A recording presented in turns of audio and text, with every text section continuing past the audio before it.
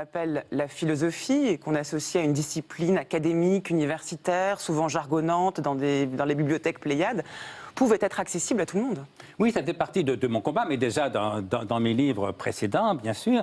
Alors c'est un peu la tradition française en philosophie. Bergson l'a dit, un philosophe français s'adresse non pas à ses collègues, mais à l'humanité, disait Bergson. Et c'est vrai, quand on prend les plus grands philosophes français, en commençant par les premiers, Montaigne, Descartes, Pascal, ils écrivent, non pas pour leurs collègues, d'ailleurs ils n'en ont pas, ils écrivent pour le grand public. D'ailleurs, si Descartes écrit le discours de la méthode en français, c'est pour que même les femmes puissent le lire, disait-il à l'époque. Et à l'époque, les femmes ne faisaient pas d'études, si vous voulez. Alors qu'à l'inverse, prenons la tradition allemande, Leibniz, Kant, Hegel, immense génie aussi, ça va de soi, mais ne sont pas lisibles par le grand public. Offrez-lui les pensées de Pascal, les méditations métaphysiques de Descartes, les essais de Montaigne, il comprendra tout l'essentiel. Et c'est vrai que moi, je ne fais pas de hiérarchie entre ces deux traditions.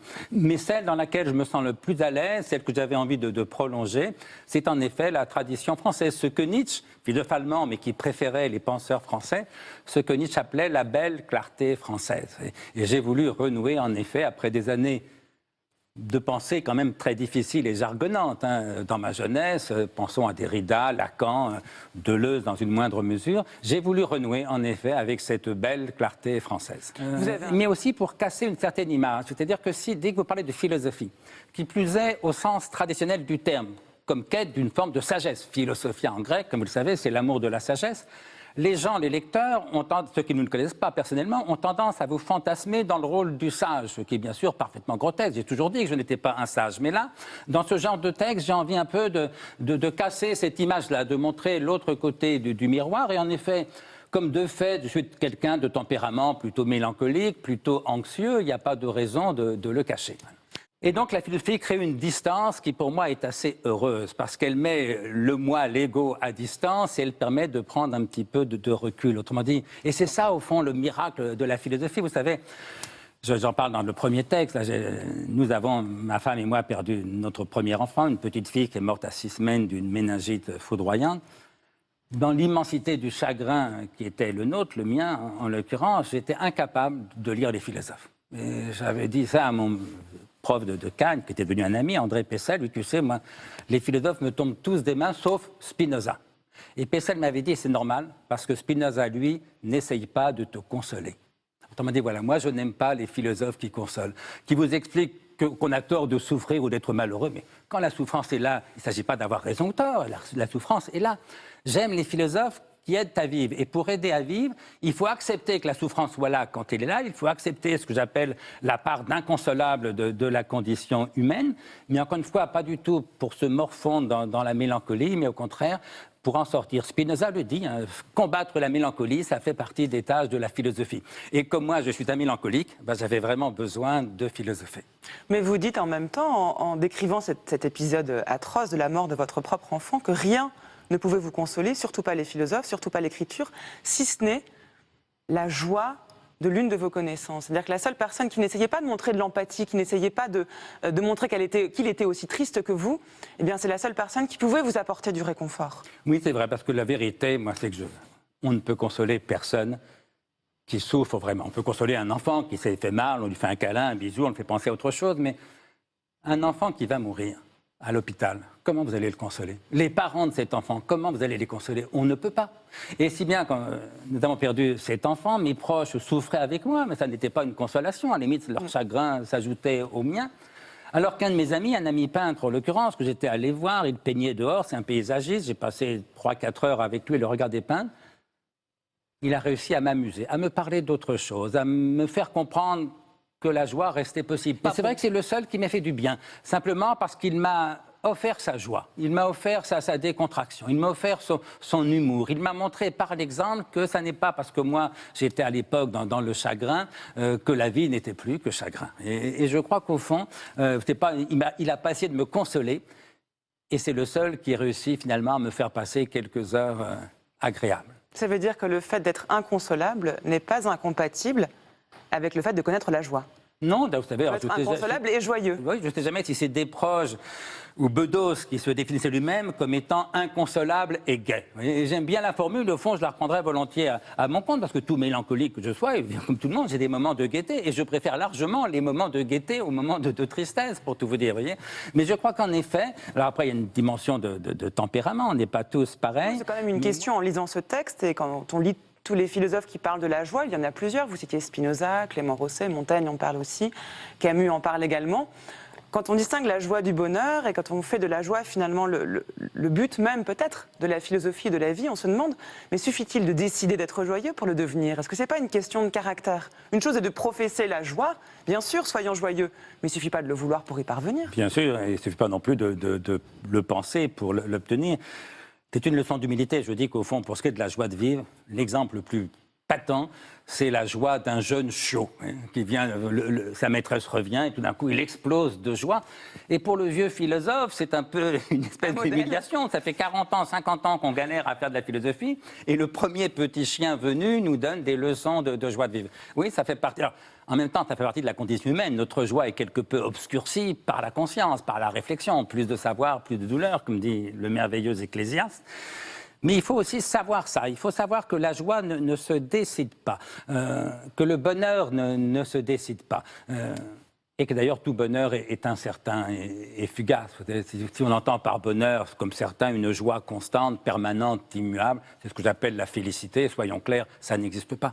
Eh bien, mon ami peintre, dans le deuil que je vivais, m'a rappelé par l'expérience, par le spectacle qu'il me donnait de sa propre joie, il m'a rappelé que la joie continuait à être possible pour les autres et que donc sans doute un jour, elle redeviendrait possible pour moi. Et évidemment, c'est ce qui s'est passé. La personne qui m'a le plus marqué, si j'avais été absolument honnête, ça aurait été ma mère, effectivement. Mais je ne me voyais pas parler de ma mère, sujet trop douloureux, dans les journaux. Et donc, je m'étais replié, si j'ose dire, sur Althusser, autre sujet douloureux. C'est notre mère. Et je découvre effectivement que les deux avaient le même prénom, masculin-féminin. Louis Althusser et ma mère s'appelaient Louise. Et c'est vrai que ma mère était aussi en quelque chose inconsolable. Alors que mon idée, bien sûr, et que la philosophie m'a aidé à comprendre, pourquoi je dis souvent que la philosophie a été ma bonne mère, celle qui a entrepris, qui m'a aidé à guérir de la vraie, qui était une mère très aimante, mais très malheureuse, très pathologique, dépressive. Ce que la philosophie m'a aidé à comprendre, c'est que quand la vie ne correspond pas à nos espoirs, c'est pas la vie qui a tort. Ça ne veut rien dire que la vie est tort. La vie, elle est ce qu'elle est, elle fait ce qu'elle peut. Quand la vie ne correspond pas à nos espoirs, ça prouve que nos espoirs sont vains, illusoires, mensongers. Et que c'est au contraire en acceptant de voir la vie comme elle est, en refusant de se raconter des histoires. Comme donc vous diriez vous aussi que l'écriture, la littérature, peut-être la philosophie, proposent des formes de réconfort dans ces cas-là? De réconfort, la consolation, vous en avez parlé tout à l'heure, et la vérité de la consolation. Je ne crois pas trop à la consolation. Je crois qu'expliquer la souffrance est une forme de consolation, et moi, ça ne me va pas trop.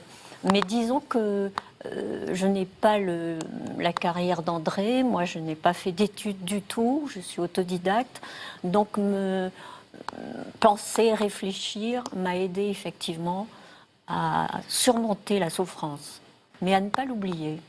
Vous dites expliquer la souffrance, c'est ce pourquoi vous écrivez, c'est pour mettre des mots dessus? Non, c'est la comprendre et puis c'est la transformer surtout. Je crois que l'écriture métamorphose les choses et c'est ce que j'ai essayé de faire dans mon livre, c'est-à-dire que l'origine, c'est un petit peu le lien à la mer. C'est pas forcément que le lien à la mer, l'origine, c'est le lien à l'histoire dans laquelle on est né. C'est ce que je raconte dans le livre. Chacun naît à une certaine période, un certain moment, et de la vie des parents, bien sûr, mais de la vie du monde aussi. C'est-à-dire qu'il y a une interpénétration. Je crois que l'enfant est réceptif à tout ce qui se passe autour de lui, aux informations, même si à l'époque elles n'étaient qu'à la radio, ces informations, puisqu'il n'y avait pas la télévision dans les années 50, pas encore. Mais je crois qu'on entend et on écoute tout ce qui se passe dans le monde, et c'est ça qui m'intéresse, c'est ce que j'ai essayé de faire dans tous mes livres, c'est-à-dire cette interpénétration entre l'histoire et son histoire. C'est ça, parce que spirituel quotidien. Il y a quelque chose de très beau dans le livre d'André, c'est quand il dit Montaigne n'aurait pas écrit les Essais s'il n'avait pas eu la mort de la Boétie. Donc la Boétie qui était son meilleur Son ami, meilleur à propos ami. duquel il a dit cette phrase Et- restée célèbre parce que c'était lui, parce que c'était Voilà. moi. Celui-ci meurt et Montaigne est proprement inconsolable. Il écrit des textes magnifiques qu'on trouve dans comme les s'il y essais. avait toujours un gain au chagrin, finalement. Le chagrin, la souffrance apporte quelque chose de l'intérêt, de la nourriture. C'est la souffrance qui nous nourrit. C'est pour ça que l'écriture, évidemment, naît dans ces lieux obscurs dont vous parlez, dont tu parles, et qui sont un peu mystérieux, souterrains, même du domaine du surnaturel. Je pense que les plus grands philosophes sont évidemment des poètes. Hölderlin et Novalis sont pour moi les plus grands philosophes du monde. Là, pour essayer d'aider à comprendre, pour prendre du recul. Et donc, prendre du recul, ça veut dire ne pas rajouter de la colère à la colère, de la haine à la haine. Un philosophe, effectivement, c'est d'essayer d'apporter un peu de recul, un peu d'intelligence s'il le peut, un peu de Mais la politique en a grand par besoin rapport de au ce monde. recul et de cette intelligence. voilà. André Comte-Sponville. Non, mais j'écoute, mais je pensais à la formule de Victor Hugo. Disons que voilà, Victor Hugo est un immense poète, mais c'est pas un philosophe. Voilà. Et moi, j'essaye, mais encore une fois, chacun fait ce qu'il veut, mais j'essaye de rajouter un peu de complexité. Voilà. Et les cris sont Je dis toujours. qu'on pousse un cri. Quelle est la Allez. formule exacte? Je n'écris pas, Je crie. pousse un cri. Voilà. Et les cris sont toujours simplificateurs. Et je crois que notre monde, déjà, pousse beaucoup trop à la simplification et que le rôle d'un intellectuel, c'est pas de rajouter du simplisme au simplisme, c'est rajouter un peu de nuance, un peu de complexification, un peu de recul, un peu de distance. Alors, c'est peut-être moins gratifiant que de pousser un grand cri. L'un Mais n'exclut pas forcément l'autre. j'ai assez crié dans ma jeunesse pour préférer aujourd'hui un peu plus de discrétion. Mais le cri peut être maîtrisé, peut-être à partir du moment où il est écrit, ce cri, si je peux Voilà, dire. écrire le cri, Voilà. tout en nuance. À partir du moment où on l'écrit, évidemment, on le transforme et il y a une rigueur qui D'ailleurs, s'installe.